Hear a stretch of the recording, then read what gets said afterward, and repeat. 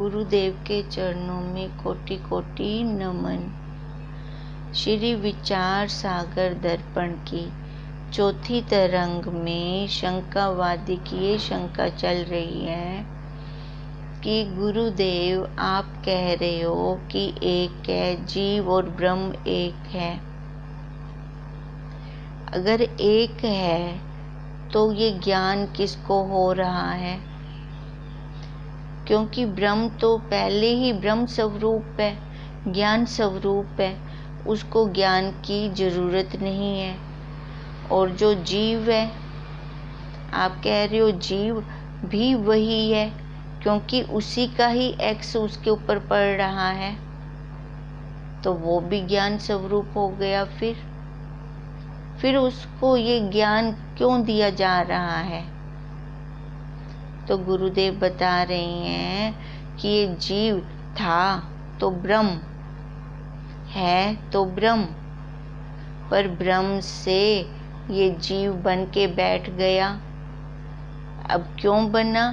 क्योंकि अपनी ये मनुष्य बुद्धिजीवी है, अपनी बुद्धि से ये अपने आप को कुछ ना कुछ इसने मानना शुरू कर दिया। जैसे मानता गया वैसे इसका पतन होता गया। तो शिष्य कहते हैं गुरुदेव मेरे को समझ में नहीं आ रहा, मेरे को खोल कर बताइए। तो गुरुदेव उसको बताते हैं जो ये मानता है ना, ये इसकी बुद्धि की अवस्थाएं हैं, बुद्धि की 7 भूमिकाएं गुरुदेव अब उस शंकावादी को बता रहे हैं। पहली बताई थी अज्ञान, अविद्या। अब जो ये अविद्या है, अपने आप को कुछ मान लेना, मैं इस वर्ण का हूँ, मैं इस जाति का हूँ, मेरा ये धर्म है, ये सबसे बड़ा अज्ञान है, ये सबसे बड़ी अविद्या है। क्योंकि उसने कोई जाति वर्ण धर्म के स्टैंप लगा के नहीं भेजा।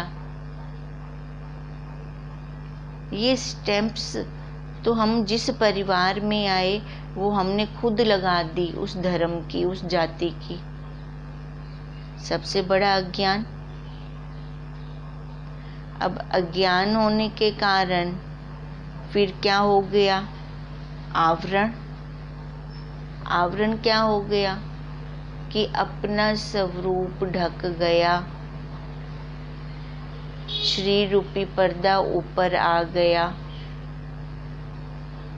वही शरीर से ही हमने अपने नाम को मान लिया, अपने रूप आकार को मान लिया। अब उस पर्दे ने हमारे स्वरूप को ढक दिया। अब जैसे स्वरूप ढका तो इसमें देखो 2 बताए थे, एक अस्तवापादक शक्ति और एक अभानापादक शक्ति। जो अस्तवापादक शक्ति वाले हैं जीव, वो तो ये मानने को तैयार ही नहीं है कि परमात्मा भी है। वो तो अपने आप को ही परमात्मा मानी बैठे हैं। देखो साइंटिस्ट लोग इतनी जल्दी नहीं मानते कि परमात्मा है, वो अपनी बुद्धि को ज़्यादा प्रेफर देते हैं कि ये जितनी खोजें की हैं हमने की हैं, बुद्धिजीवी ने की हैं। पहले देखो जो पुष्पक विमान होता था, अब उसकी खोज तो ये साइंटिस्ट लोगों ने करके ये एरोप्लेन वगैरह बनाए।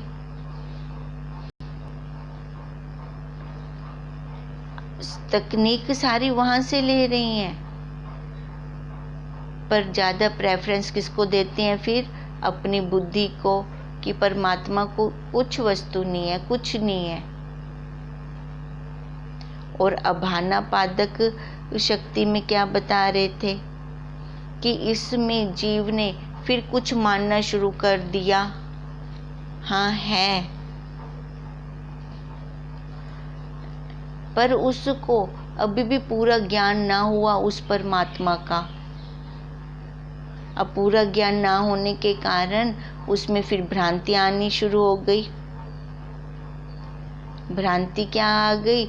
इस आवरण को इसने सच्चा मान लिया, जो ये आवरण था, ये पर्दा था, ये पर्दे को इसने सच्चा माना, अपने शरीर को सच्चा मान लिया, इसके धर्मों को, वर्णों को सच्चा माना,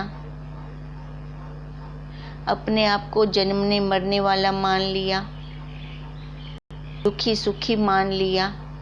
अब यहीं से उसका शोक भी शुरू हो गया। अब जैसे ही इसका शोक, अपने आप को इसने सच्चा माना, इसका शोक भी आ गया। भ्रांतियां जैसे जैसे आती गई, वैसे वैसे शोक भी इसका बढ़ता गया। फिर उसके बाद परोक्ष ज्ञान। अब गुरुदेव वही कह रही हैं कि परमात्मा है। अब जैसे इसका दुख बढ़ा तो इसने किसकी खोज की? गुरुदेव की। अब गुरुदेव की खोज करते करते वो जब तत्वज्ञ गुरुदेव के पास पहुंचा, तब उन्होंने उसको आश्वासन दिया कि परमात्मा है, परमात्मा है। अब गुरुदेव ने तो बोला कि परमात्मा है, पर उसको दिखे कैसे? क्योंकि आज तक तो वो यही सुनता आ रहा था, मंदिरों में, मस्जिदों में, गुरुद्वारों में मत्था ऐसे ही टेक रहा था कि वो है, वो है। उसने ये सुन रखा था, पर उसको वो शांति, वो संतोष तो प्राप्त नहीं हो रहा था। वो शांति, वो संतोष की खोज में फिर वो जब तत्वज्ञ गुरुदेव के पास पहुंचा, तो गुरुदेव ने तो उसको कण कण में दिखाया, उस परमात्मा का एक स्थान ना बताया। अब गुरुदेव दिखा रहे थे सृष्टि में। अब दिखाई गुरुदेव ने, देखें कि कितनी सुंदर सृष्टि है। ये सृष्टि को कौन चला रहा है? एक परिवार को जब चलाने का काम एक मुखिया करता है, घर का मुखिया करता है, तो ये 84 लाख योनियां, तो ये भी तो एक परिवार है। इस परिवार को चलाने का काम कौन कर रहा है? सबसे पहले गुरुदेव ने यही क्वेश्चन रख दिया आगे। देखो, वो शंकावादी की शंका खुद खत्म। उसका प्रश्न यही था, गुरुदेव ऐसे ऐसे क्वेश्चन आगे रखेंगे कि वो शंकाएं उसकी खुद खत्म, क्योंकि वो आंसर खुद देगा। अब गुरुदेव ने यही बोला सबसे पहले कि ये इतने बड़े परिवार को कौन चला रहा है, इसका मुखिया कौन है? क्योंकि सूर्य अपने समय से आ रहा है, चंद्रमा रोज अपने समय पे आ रहा है, ऋतुएं अपने आप बदल रही हैं, जैसे सिस्टम से चल रही हैं। ये महीने, देसी महीने देखें, ऋतुएं भी देखें, एक ऋतु के बाद दूसरी, दूसरी के बाद दूसरी अपने आप आ रही हैं। ऐसे नहीं है कि बसंत पहले आ जाए, पतझड़ बाद में आए, या पतझड़ पहले आए तो बसंत बाद में आए। जैसे उनका नियम बनाया गया है, वो उसी नियम से आ रही हैं। ये सुबह होती है, फिर दोपहर होती है, फिर शाम होती है, फिर रात होती है। ये भी तो एक नियम से चल रहा है ना सारा कुछ सिस्टम। ये अब इस के अंदर देखें, शरीर में वो बचपन आता है, जवानी आती है, बुढ़ापा आता है, फिर देहांतर प्राप्ति। देखो, फिर से वो दोबारा से शरीर, बुढ़ापा, फिर मृत्यु, फिर देहांतर प्राप्ति। ये सारा कुछ कौन चला रहा है? इस परिवार को कौन चला रहा है? कौन नियामक है जिसने इस सृष्टि को थाम रखा है? अब गुरुदेव उसी शिष्य से ही उल्टा गुरुदेव ने क्वेश्चन रख दिया, यही पूछ लिया, तू ही बता मेरे को। अब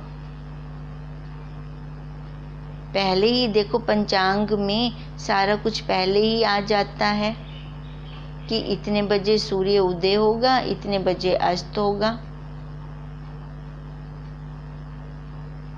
तो वो पंचांग किसकी सहायता से बना, और उस पंचांग को देखकर ज्योतिष लोग जो दम भर रहे हैं वो कैसे भर रहे हैं।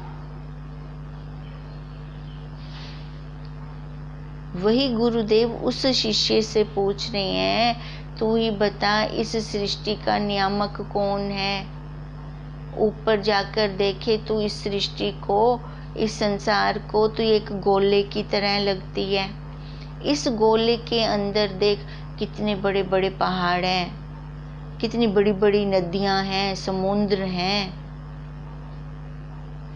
पर तूने ऊपर से कभी देखा कि उस गोले में से ये समुद्र बहर के नीचे जा रहे हो, कोई धारा बहती हुई दिखाई दी? तू बता कौन, किसने इसको थाम रखा है।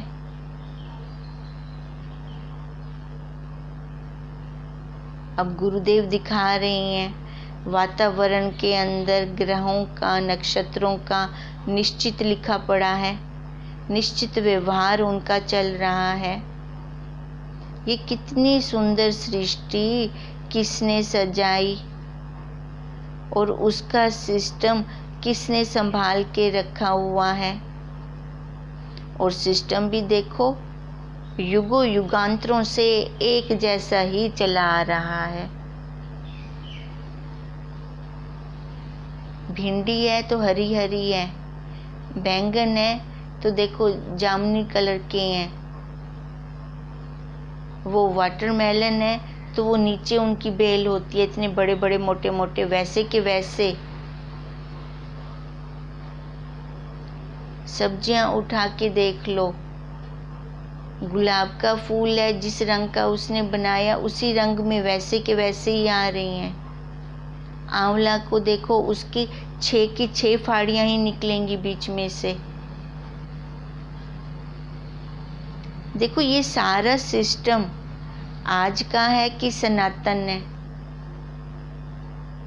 और जैसा उसने शुरू में ये सिस्टम बनाया वैसा का वैसा ये सिस्टम चला आ रहा है।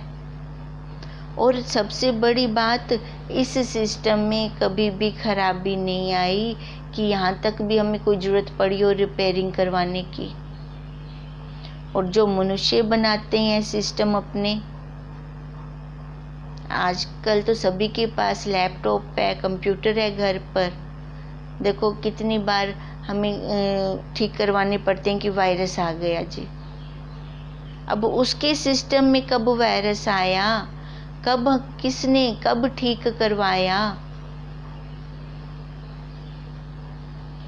सदियों से उसका सिस्टम ही चला आ रहा है, और एक रस कोई हेर फेर नहीं है।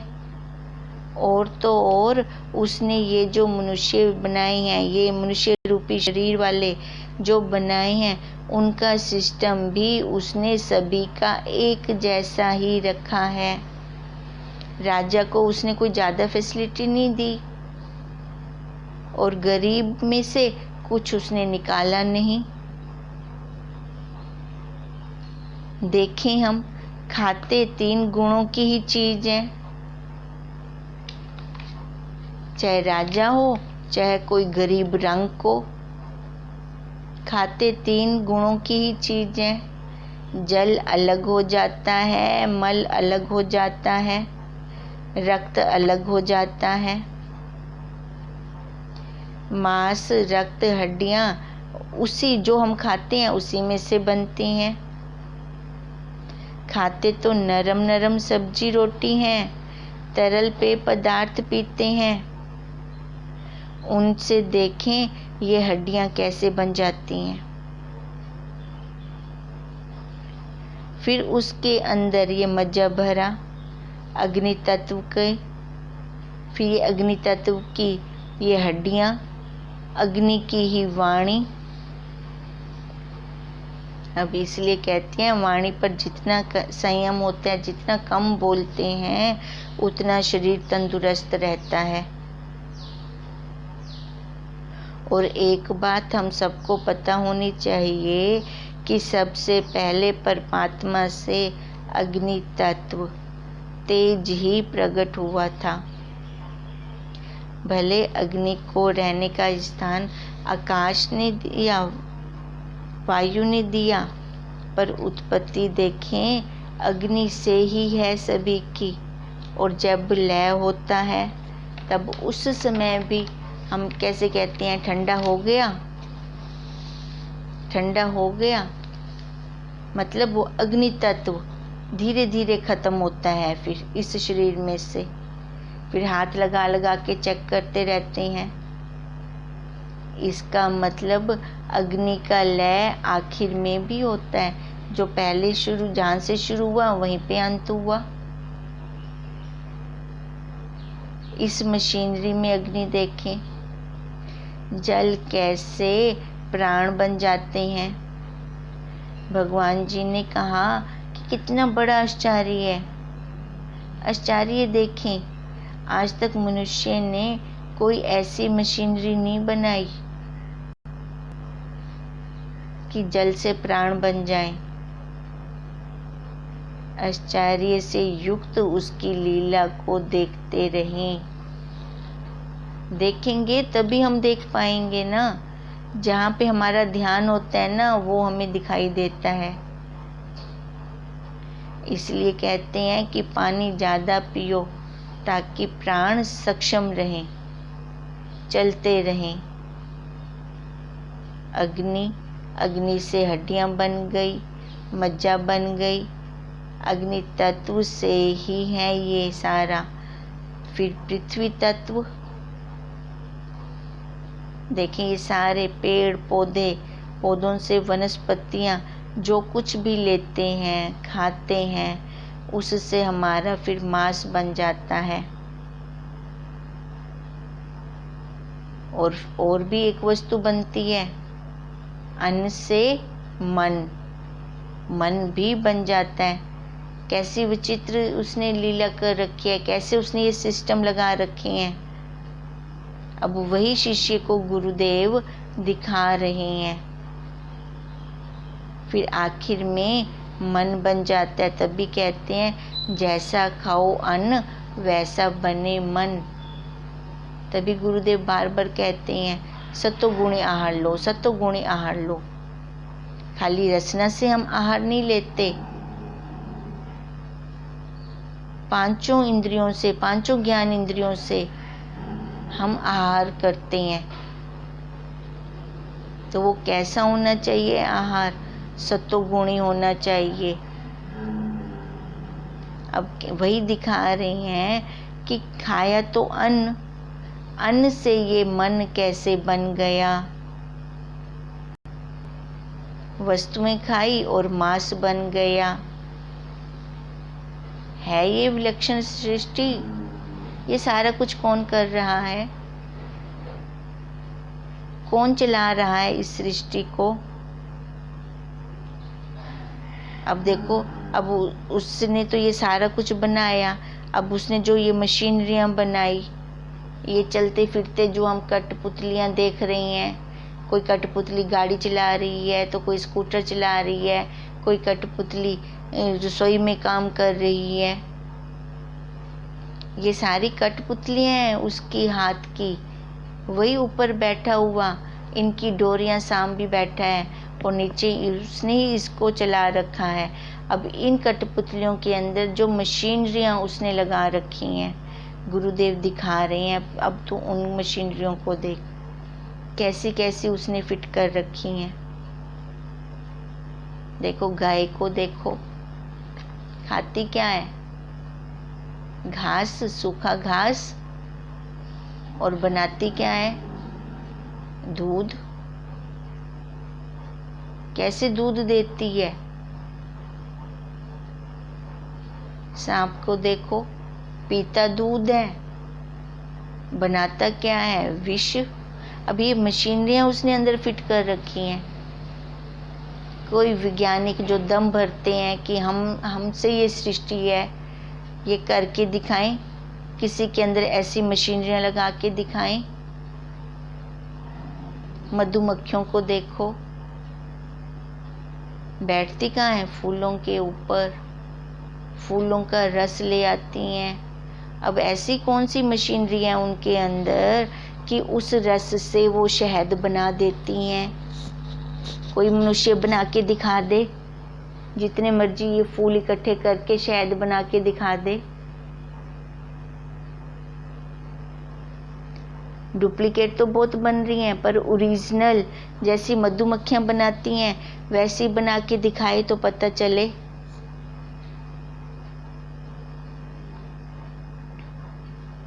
अब वही गुरुदेव दिखा रहे हैं कि वह चुपके से सब में बैठकर काम कर रहा है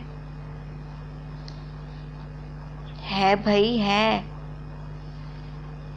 तक के दर्शन गुरुदेव उस शिष्य को दिखा रहे हैं। उस शिष्य को हैता के दर्शन करा रहे हैं। जब हम देखो खेतों में जाते हैं, सरों भी लगी होती है, तिल भी लगे होते हैं। अब कोई सरों पड़ी हो, कहीं बना लो भाई, इसकी सब्जी बना लो, इसकी सब्जी बना लो, तो उससे सरों से क्या सब्जी बन जाएगी? तिल पड़े हों, हम कह दें भी इस तिल से ना सिर में मालिश कर लो, मालिश कर लो, तो हो जाएगी? नहीं होगी।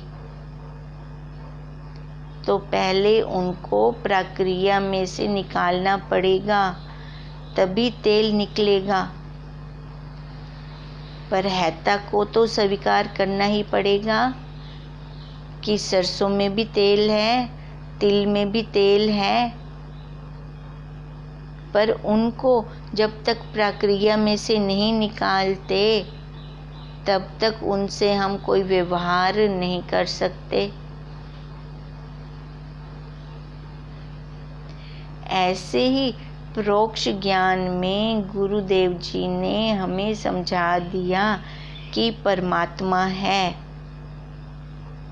परमात्मा है,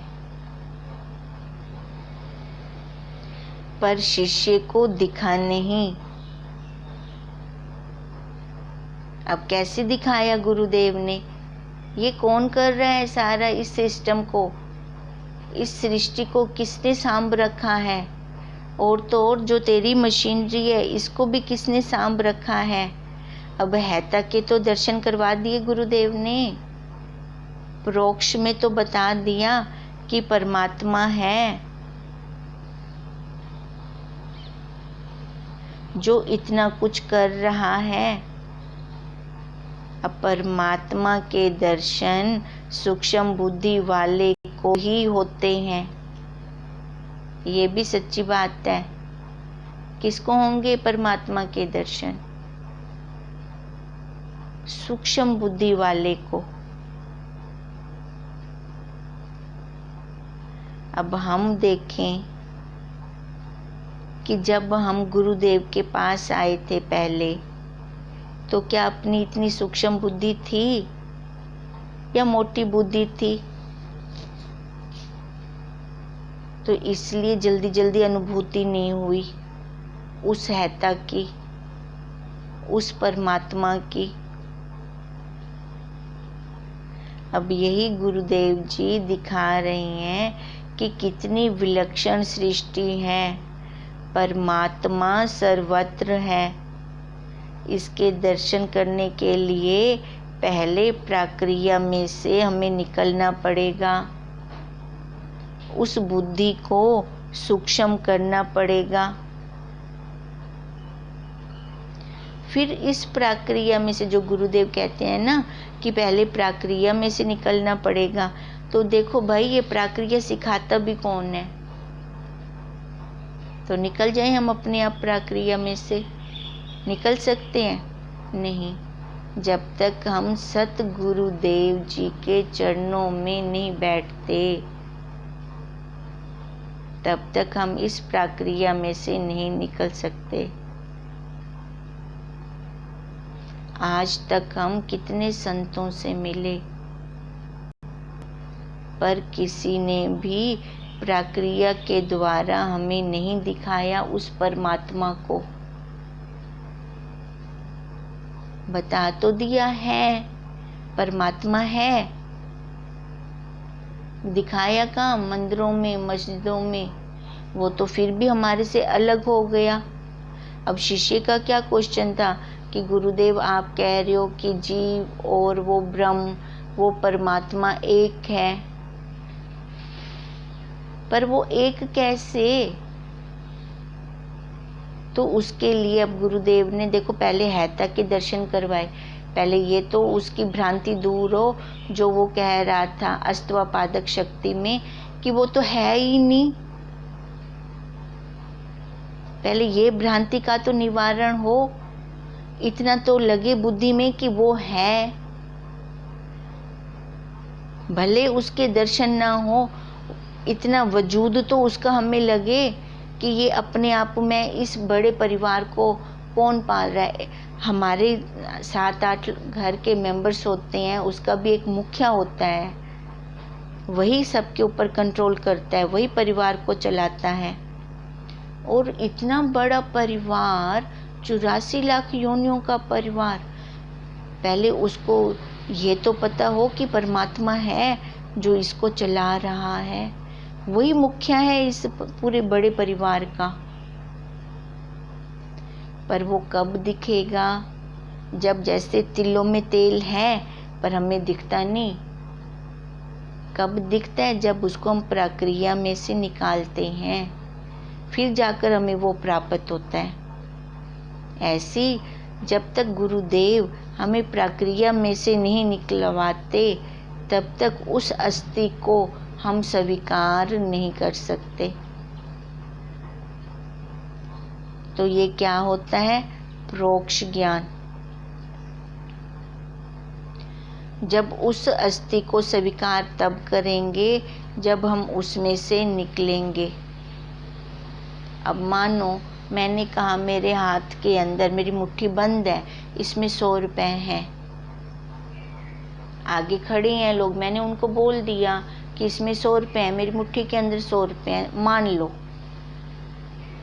अब वो मान तो लेंगे जिनको मैं कह रही हूँ, फिर भी उनके मन के अंदर शंका बनी रहेगी। अब जो मैं कह रही हूँ मान लो, तो ये हो गया परोक्ष ज्ञान।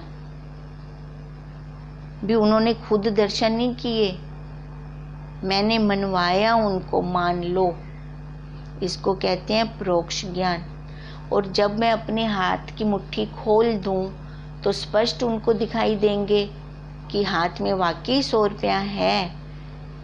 अब जब उन्होंने ये अपनी अनुभूति की तो इसको कहते हैं अपरोक्ष ज्ञान। आज गुरुदेव ने हमें परोक्ष ज्ञान करवा दिया कि उसके दर्शन करवा दिए कि वो है। अब उसको अपरोक्ष बनाने के लिए प्रक्रिया में से निकलना बहुत ज़रूरी होता है। जैसे तिलों में तेल है, सरसों में तेल है, लकड़ में अग्नि है, पर जब तक ये प्रक्रिया में से नहीं निकलते तब तक हम देख नहीं पाते। इसको फिर कल हम आगे करते हैं।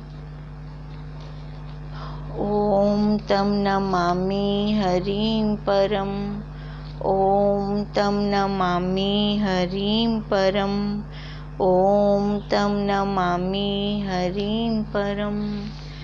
ब्रह्म स्वरूप गुरुदेव के चरणों में कोटि कोटि नमन।